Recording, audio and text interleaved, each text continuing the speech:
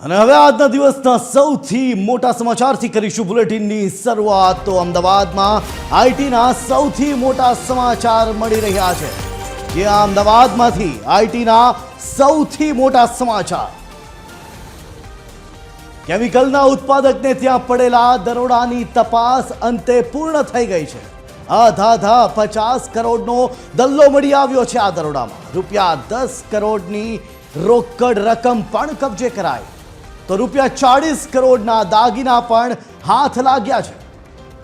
આશરે 200 કરોડના બેનામી વ્યવહારોના શંકાસ્પદ દસ્તાવેજો જપ્ત કરાયા, જેમાં 40 બેંક લોકર પણ સીલ અને 8 લોકર ઓપરેટ થયા હતા। ત્યારે તમામ લોકર ખુલી ગયા બાદ બેનામી વ્યવહારનો આંક હવે વધી શકે છે। મયુર ડાયકેમના 2 ડાયરેક્ટર સહિત 20 જગ્યાએ દરોડા પડ્યા હતા। તો મયુર અને સુજલ પટેલ સહિતના ભાગીદારોને ત્યાં પણ થઈ હતી તપાસ। આશરે 4 દિવસ સુધીના ધમધમાટ બાદ તપાસ પૂર્ણ થઈ છે। અમદાવાદમાં આઈટી દરોડામાં સૌથી મોટું અપડેટ, સૌથી મોટા સમાચાર આપણી સાથે આજ મામલે વિસ્તારથી વાત કરવા માટે સંવાદદાતા ભાવેશ જોડાઈ ચૂક્યા છે। સીધા જઈશું ભાવેશ પાસે। ભાવેશ, સૌથી મોટો દલ્લો 50 કરોડનો દલ્લો ઝડપાયો છે, શું છે વધુ વિગતો? ભાવેશ,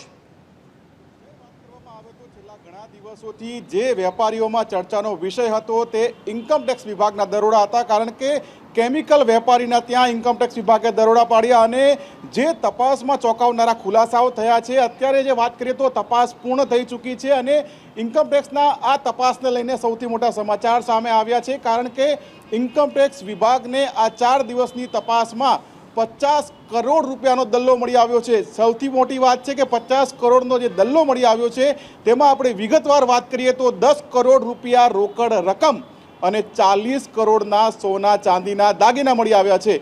ચોંકાવનારી વાત એ પણ છે કે જ્યારે ઇન્કમટેક્સ વિભાગની ટીમે અલગ અલગ જગ્યાઓ પર તપાસ કરી, જેમાં 16 સાયન્સ સિટી રોડ ઉપર રહેતા મયુર પટેલના નિવાસસ્થાન અને અમદાવાદના બોપલ શેલા વિસ્તારમાં રહેતા સુજલ પટેલના નિવાસસ્થાને, તો ત્યાંથી પણ આ બધી વસ્તુઓ મળી આવી। અને ચોંકાવનારી બાબત એ પણ છે કે 200 કરોડ રૂપિયાના બેનામી વ્યવહારોના શંકાસ્પદ દસ્તાવેજો મળી આવ્યા છે। જે શંકાસ્પદ દસ્તાવેજો છે તેની ચકાસણી કરવામાં આવશે, ત્યારે આ જે રકમ છે તે રકમ ખૂબ જ મોટી થઈ શકે છે।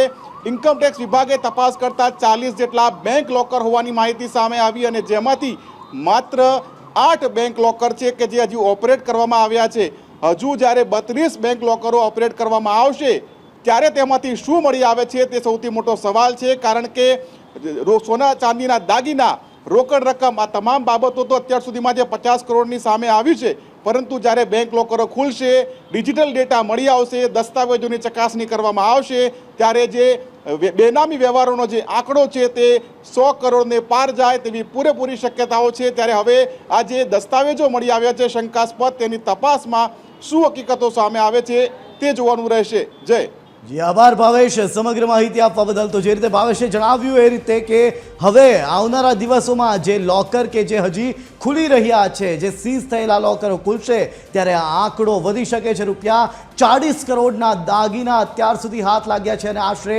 200 કરોડના બેનામી વ્યવહારોના પણ શંકાસ્પદ દસ્તાવેજો જપ્ત કરવામાં આવ્યા છે।